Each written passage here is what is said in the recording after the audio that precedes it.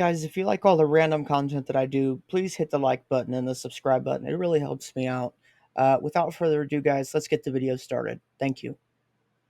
Welcome to the Deep Dive. Today we're taking a close look at some dense and frankly pretty unsettling source material. We're exploring methods of psychological modification and, well, programming, drawing insights specifically from this one chapter focused on claimed techniques like behavior modification, psychological motivation, and neuro-linguistic programming. That's right. And this source material, it includes not just, theoretical descriptions, but it also starts with this observational account. It's presented almost as a window into how these methods might look in practice. Yeah, think of this as your shortcut, maybe, to understanding what this particular text presents. Our mission is really to extract the most important nuggets of knowledge or insight from the source, Right. helping you grasp the described techniques and their claimed applications without getting sort of lost in the weeds. Okay, let's jump right into it then. The source opens with this really striking observational account. The authors describe watching a family in a restaurant, and they paint a very specific, concerning picture. They're observing parents, a young man, and 5 children, ranging from toddlers up to about 7 years old? Yeah, something like that. And what immediately caught the author's attention, they say, was the complete absence of any nurturing behavior. It seemed like, according to their interpretation, the focus over the entire hour they watched was entirely on programming. Yeah, the source describes the father with some pretty strong terms. A young, somewhat wild cocksure type with a controlling attitude. Okay. And the mother is described even more starkly, having the most dead-looking eyes the authors had ever seen. They actually go as far as to call her a satanic priestess.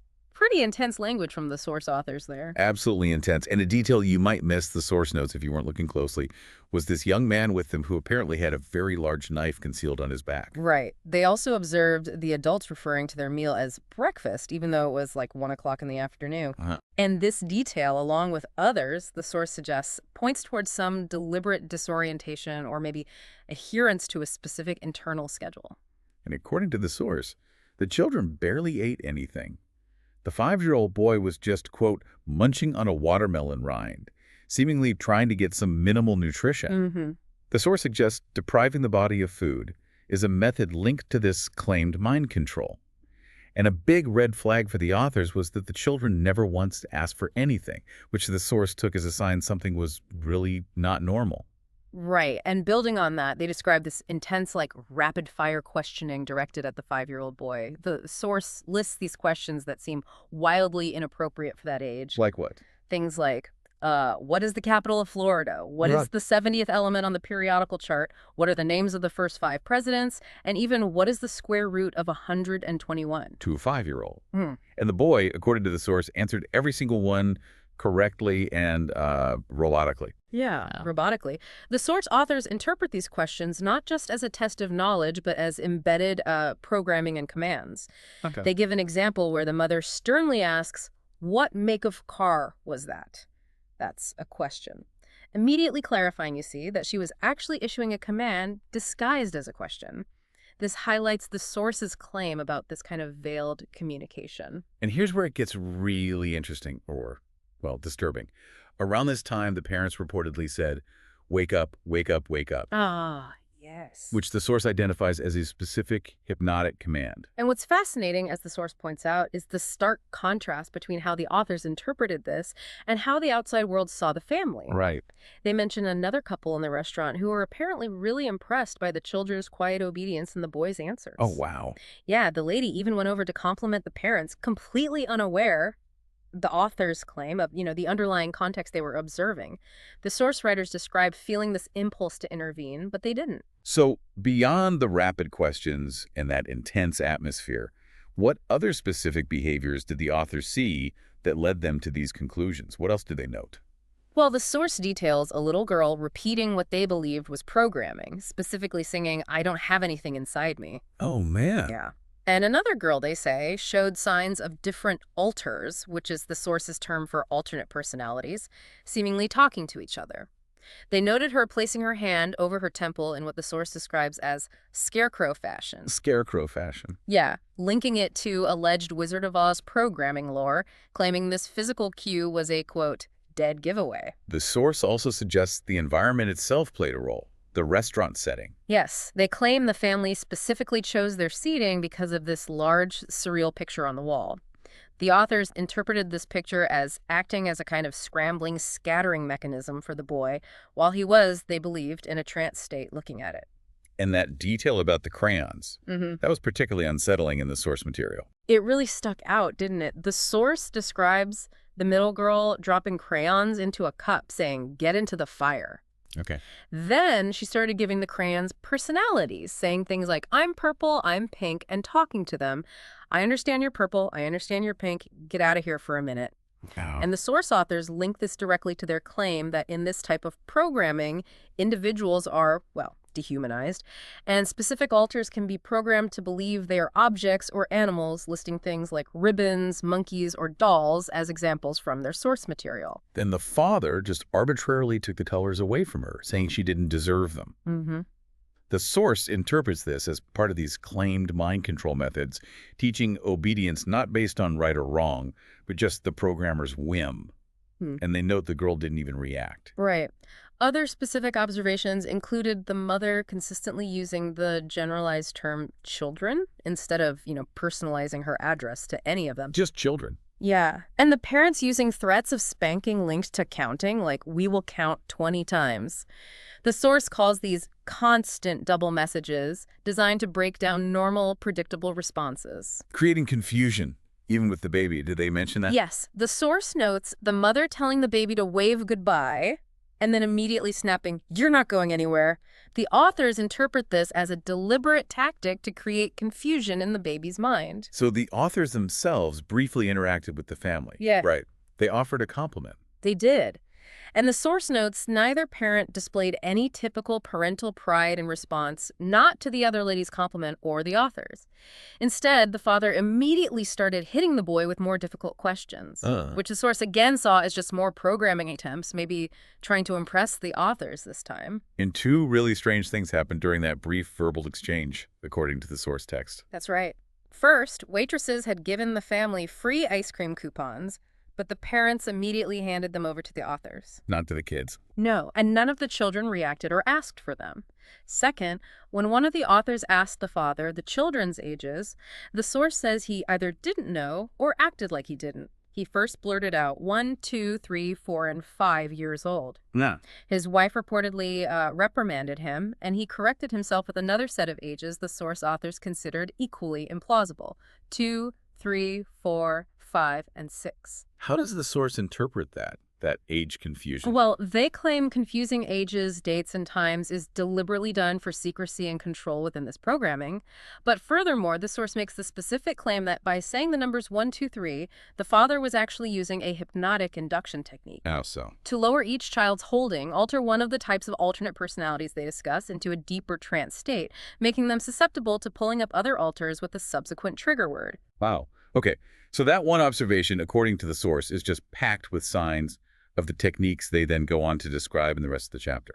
One thing that's worth noting is that if you were to see a family like this or a set of individuals along these lines, they'd probably appear similar to, those close-knit groups like the Amish, the Mormons.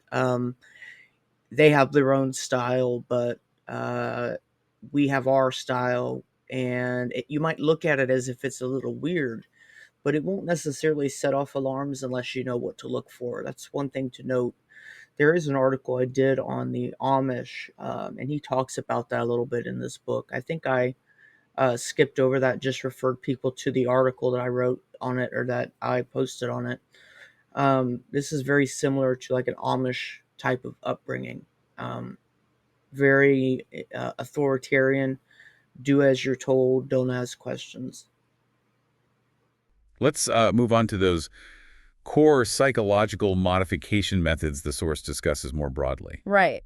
So having seen some of those claimed interactions, the source then lays out the foundational techniques they believe are used. One key method detailed is double bind communication. So I wanted to give you guys like an example about what double binds are. So the example I have here, a handler might command the subject, quote, Obey me completely, but never let anyone know you are controlled, unquote. The subject faces a paradox. Obedience requires secrecy, and acknowledging control risks exposure, while silence betrays the command. This creates a psychological trap, amplifying confusion and helplessness, key to breaking the mind for reprogramming. Such techniques, speculated to stem from experimental psychology and trauma based conditioning, exploit conflicting directives to destabilize identity, aligning with the theories of learned helplessness and dissociation. What's the essence of that according to the text? What is a double mind? It's basically about being presented with inescapable conflicting choices. The source gives some really powerful, dark examples, like being told stab or be stabbed during a ritual or maybe within the programming itself. Good grief. Yeah. Another example they offer is the claimed trap set. If an alter tries to move toward health, do they accept the lies of the programming or the lies of the external world? They also cite the challenge of trying to tell the truth to a therapist who, within the context presented by the programmers, quote, is not capable of hearing the truth, but still demands it. The source simply states double binds abound in this system. Right, so it creates a kind of no-win situation. It's designed to break down resistance, it sounds like. The source also talks about alternating leniency and harshness. Yes, this is described as a trick, really, to make predicting outcomes impossible. The source claims it's used in military contexts and was successfully employed by the Chinese government, allegedly. Okay. It's definitely worth noting that one of the most common and easily identifiable traits in people who have experienced MK Ultra monarch programming is learned helplessness. This is a very important topic, and I may cover it in detail a little later. The devastating effect, according to the source, is stripping away a person's sense of control, leading them to stop trying to protect themselves or think independently, and instead just docilely submit. The mind just gives up trying to figure things out because there's absolutely no consistency. Exactly. The source provides a pretty grim example, citing Dr. Green, Mengel, claiming he would be gentle during medical procedures like drawing blood or x-rays, offering candy and sweet talk, only to follow up immediately with sadistic abuse. The source claims this wild inconsistency causes the child to lose the ability to distinguish what hate and love are anymore. That's awful. Another method they describe is using monotonous tasks. What does that entail? The source mentions things like chanting for really prolonged periods or copying large amounts of written material over and over.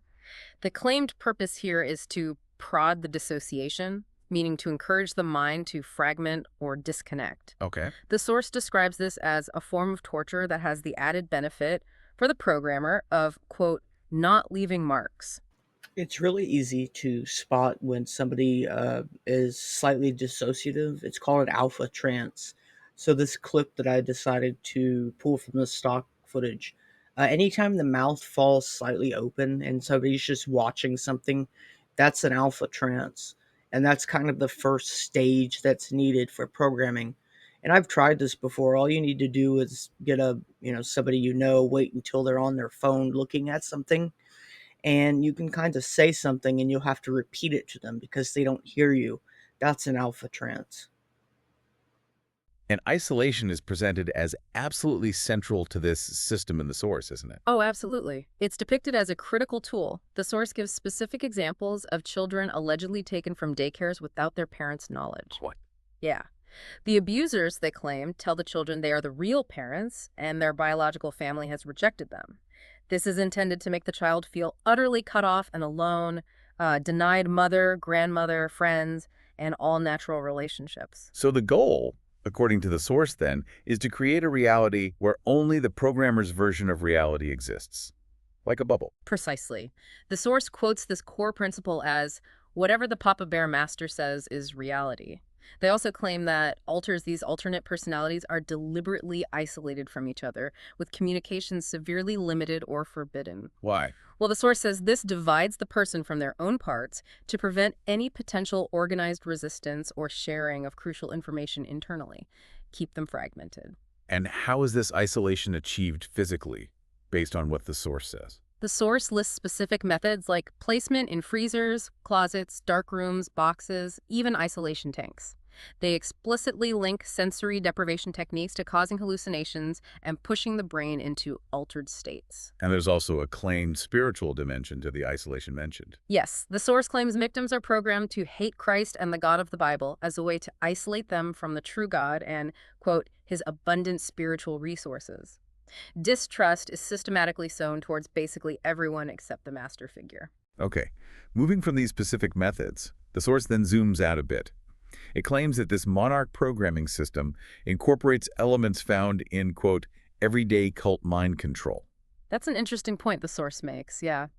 They state these methods weren't developed in a vacuum, but that the Illuminati supposedly studied and borrowed techniques from lesser cults.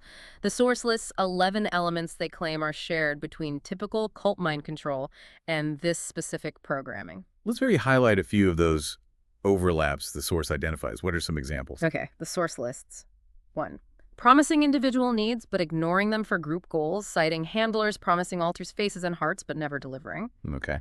Isolation from the outside world, enforcing only the leader's reality that whatever the Papa Bear Master says is reality idea again. 3. Loss of identity, with the slave losing their sense of self to the cult or master, described as having no sense of where I begin and end and where the master begins and ends. Oh. The source even claims alters are hypnotized not to see their own faces. They also tie in altered states and hypnosis, which we saw hints of in that initial observation. Yes, that's element 4. The source says handlers use hypnotic techniques, inducing dissociation via things like songs, chanting, guilt, torture, isolation, and repeating triggers 3 times. Then 5. A sense of peace is induced, leading to a fantasy of merging with the leader.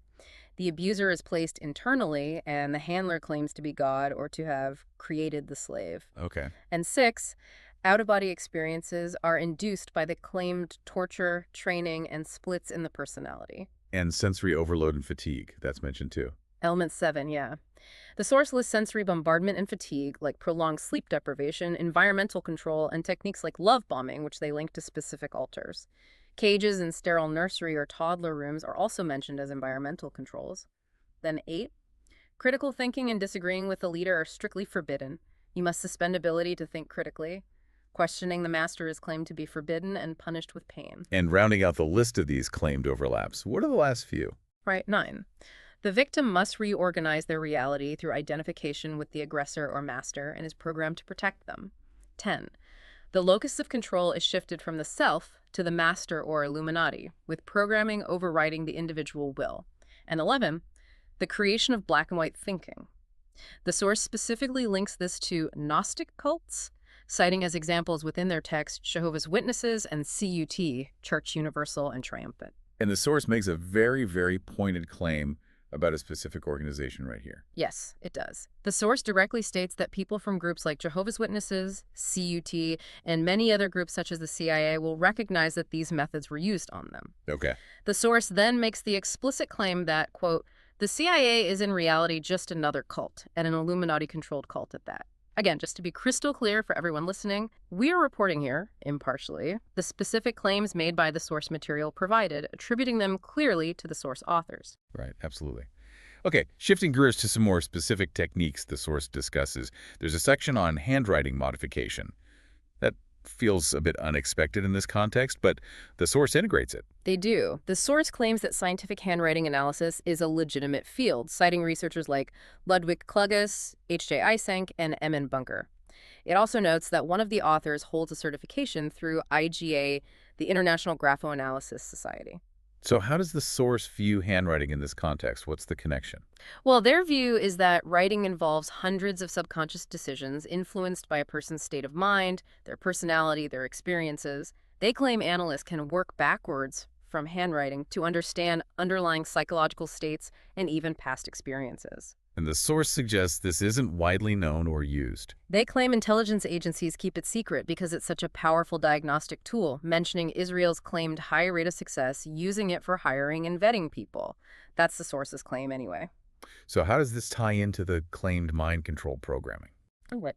According to the source, programmers who are skilled in handwriting analysis can supposedly see signs of abuse, trauma, or dissociation reflected in the victim's handwriting. Right. So, to hide this, they allegedly use behavior modification, often involving torture, to train the front alters, the parts of the personality visible to the outside world, to write in a way that masks these signs of abuse. So they're trained to fake normal handwriting. Essentially, yes. The source also claims that many alters are deliberately programmed not to read or write at all, precisely because the abuse would show up in their handwriting if they did. This is another key indicator that somebody's experienced MK Ultra monarch abuse. Not anything like related to the government per se, but just this type of abuse is that they will be kept illiterate, either reading or writing. But yeah, that's a very big giveaway, because if a person can't read or can't write, that means that they're going to have somebody who will commonly follow them around to aid them with that. It makes a need for a handler. If you can't read or you can't write, you're going to need somebody that can to help you navigate life. So that's another big thing to remember. And they claim it's used not just to hide things, but to actively change personality traits. Yes, drawing on concepts similar to handwriting therapy. The source quotes the idea that if the mind will place enough energy into writing a particular way, it will go ahead and put enough energy into becoming what it writes. So, programmers supposedly exploit this, getting slaves to repeatedly write in ways that align with desired traits for specific alters needed for certain roles, maybe making them seem outgoing or very reserved, or even melancholic, depending on the programmed need for that alter. Okay, moving on to a more general concept. The source discusses behavior modification. They present it as a kind of package of techniques, even mentioning one called ELT, electrolytic tree TM, Right. though without much detail on that specific one. At its simplest, it involves positive reinforcement. Like rewards. Exactly. Praising and reinforcing desired behavior, stating measurable goals, providing prompt reinforcement. The source gives a really stark example of a handler praising a kitten alter and buying them nice things if a client is satisfied with the sexual service provided by that alter. Okay, that's dark. And there's also the opposite side, adverse conditioning, they call it. Right. Adverse or aversion conditioning. The source provides specific, very disturbing example using anectine. What's anecdote? It's a drug that apparently paralyzes the body and creates the terrifying feeling of suffocating, even though you can still breathe.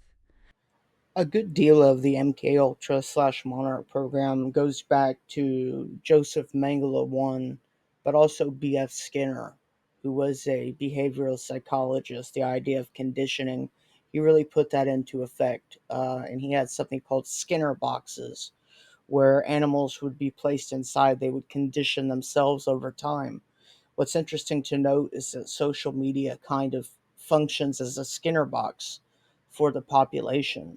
Social media allows us to condition ourselves and facilitates groupthink. The claim is they subject the victim to this horrifying experience whenever they exhibit a specific behavior the programmers want to extinguish. So the focus, as the source presents it, is purely on observable behavior, not thoughts or feelings. Essentially, yes. The source says the behaviorist approach is about charting behavior and using reinforcement or punishment to modify it without necessarily worrying about the person's internal thoughts or feelings. They even claim creativity can be controlled this way. How so? Well, the claim is if a child is consistently rewarded for creating new forms, they learn to be creative on command, essentially. The source mentions specific training for different types of alters, right? Yeah. Like delta-beta alters allegedly used in espionage. Yes. They describe training these alters to recognize physical identity instantly, not through conscious thought, but as a trained reflex. What's the method? The claimed method involves flashing thousands of faces or license plates on a screen very rapidly. The slave presses a button if they recognize a repeat. A mistake results in a, quote, nasty little shock, according to the source. The goal is to develop these rapid, correct reflexes for recognition. And they link this kind of recognition training back to building the internal worlds we talked about earlier. Yes. The source claims this early recognition training is important for building the complex internal worlds used by alters, often incorporating things like mirror images and other confusing things. There's a really graphic example they give of classical conditioning with a specific word. Yes, the word deeper. They describe initiating a shock or trance state by cutting a child's hand, Oh, cut. and then cutting deeper each subsequent time the word deeper is used. By pairing the word with this trauma, the source claims the phrase deeper asleep can instantly throw some alters into a very profound trance state just by hearing the words. Let's turn now to psychological motivation, as described in the source. They outline a process starting with degradation.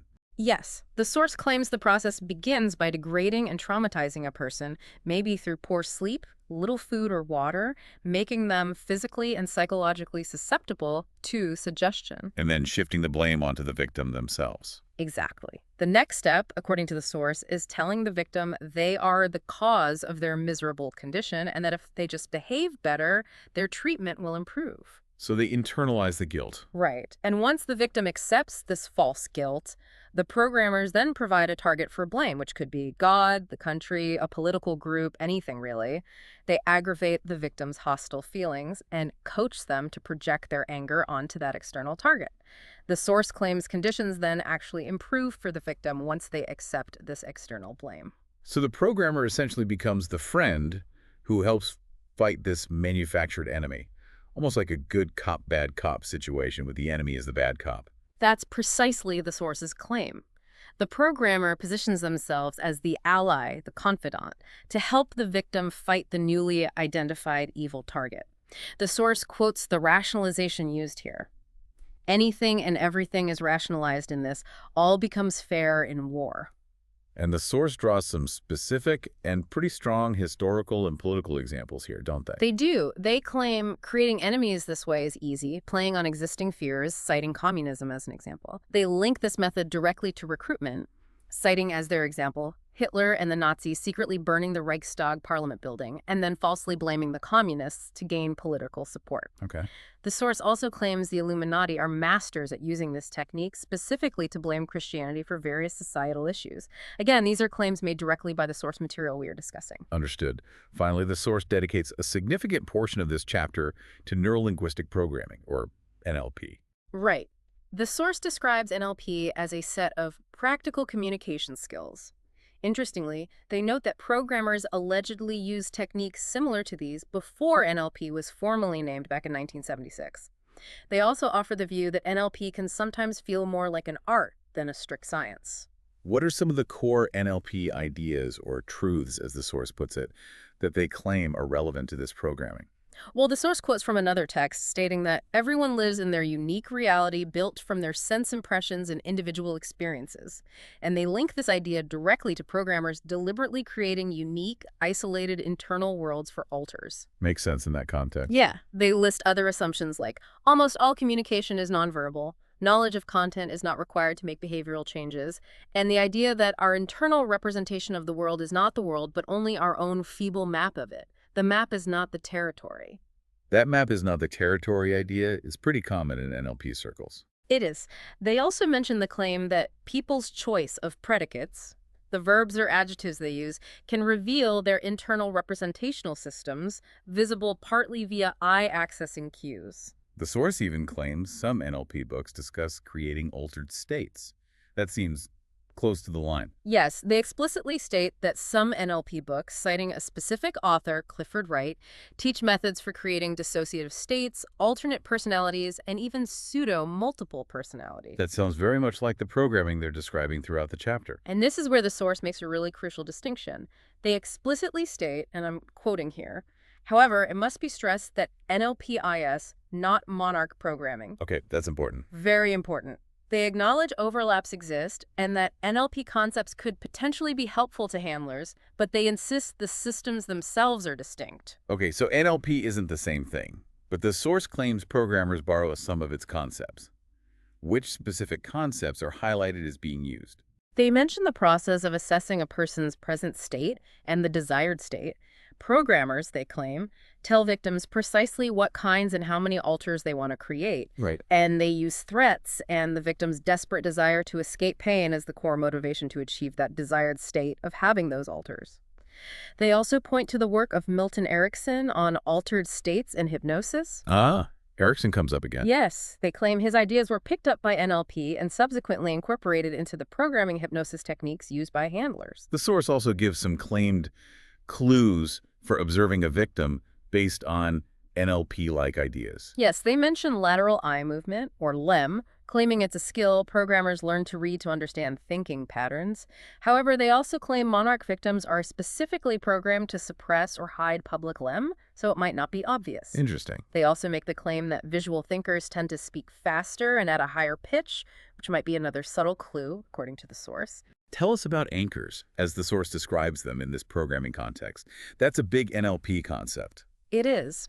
The source uses the NLP concept of anchors, which they define as a stimulus linked to an emotional state, basically. A trigger that instantly pulls up a specific physiological or emotional response. Like a smell reminding you of childhood. Exactly. Think of how the smell of baking cookies might instantly transport you back to your grandmother's kitchen. That's a simple, natural anchor. The source gives another simple example of a song linked to a good time.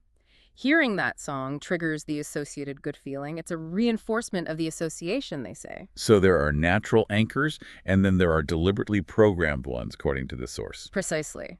Our lives are full of naturally occurring anchors, like a specific sound, smell, or image.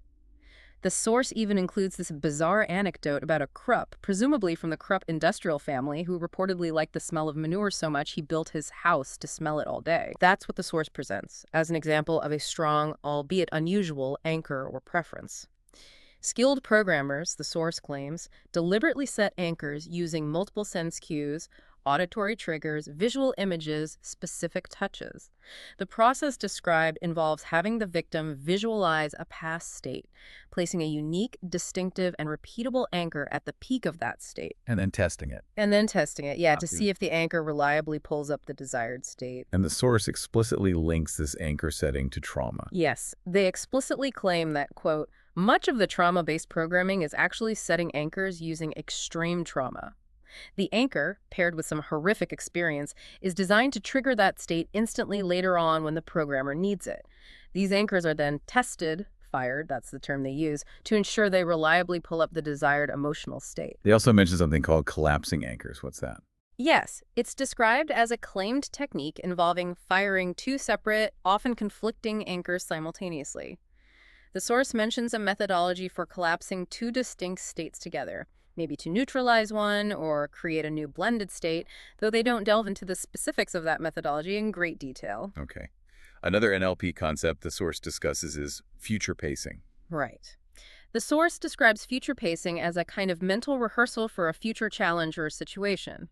Within the programming context, they claim it's used to program a person towards a specific occupational objective, a role or job that might have been planned for them since they were very young. Like programming them for success in that role. Sort of. It's linked to the idea of expectations becoming self-fulfilling prophecies.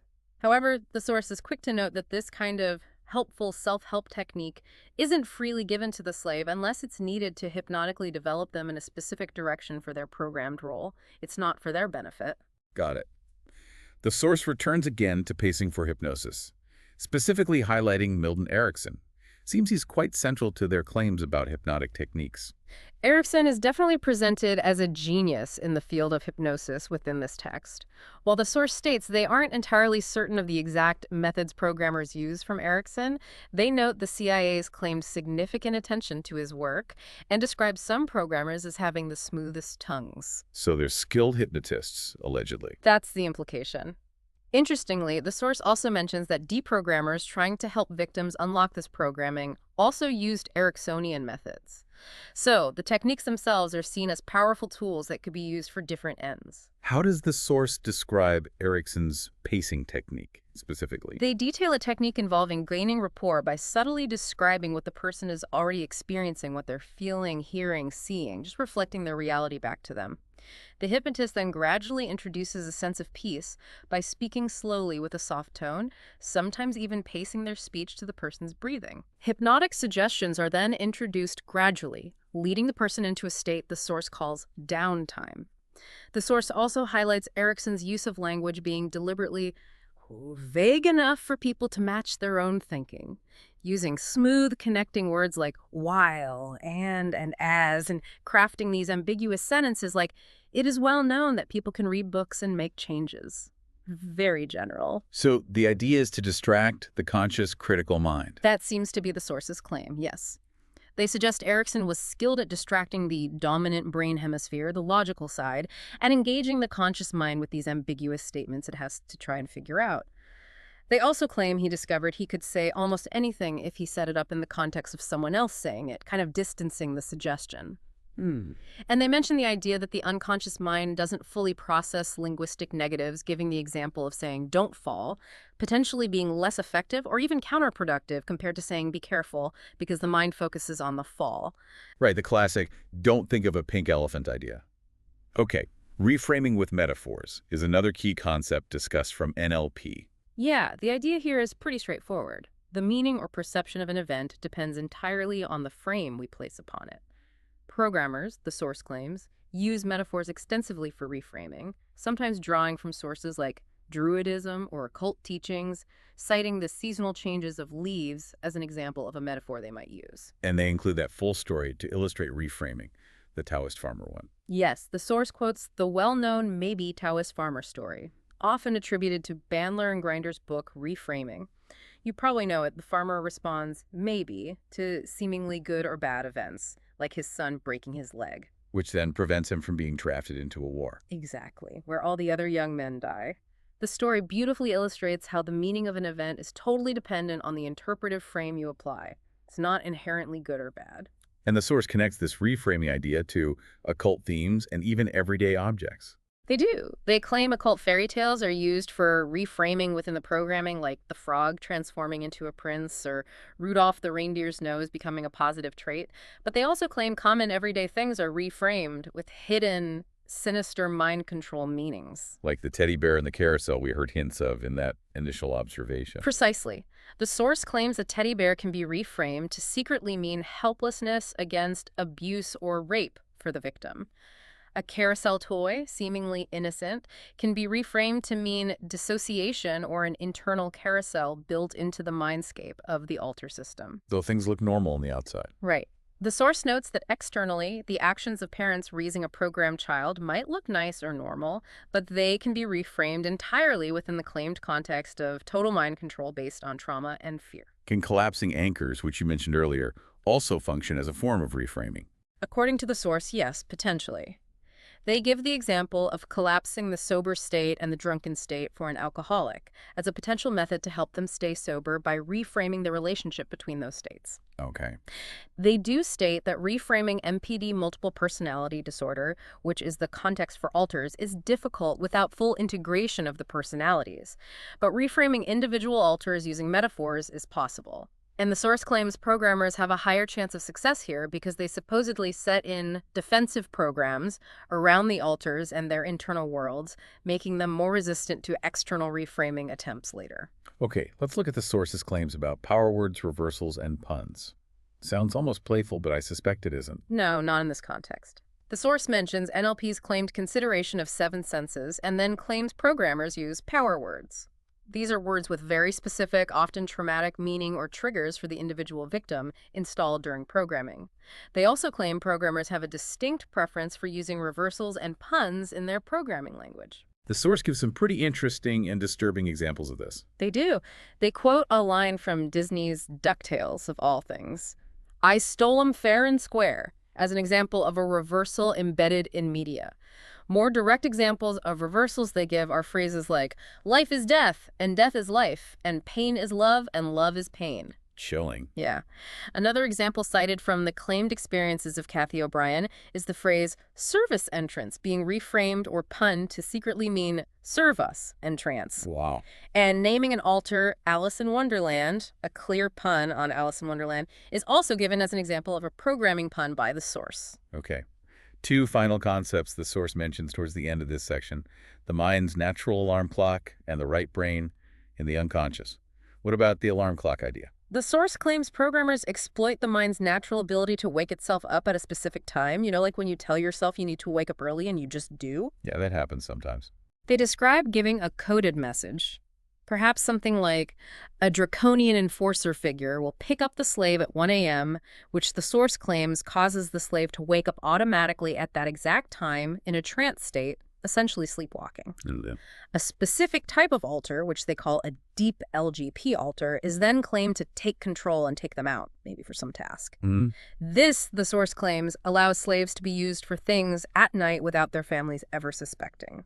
They also briefly claim that sleep patterns are related to personality traits, and programming alters with certain sleep patterns is another method used to adjust their personalities, maybe linking REM sleep to certain neurotransmitters. And finally, how do they claim brain hemispheres factor into this? The left brain, right brain idea. The source claims programmers consider the functional differences between the brain hemispheres typically. The left brain associated with conscious, logical, intentional processes, and the right brain with unconscious, intuitive, automatic tasks, especially in right-handed individuals. They claim a technique called split brain programming takes this contrast into account, suggesting they might target programming differently based on which hemisphere is dominant for certain functions or perhaps certain alters. So we've navigated this deep dive into the source material. We started with that really unsettling observation in the restaurant and explored the range of claimed methods outlined in the text.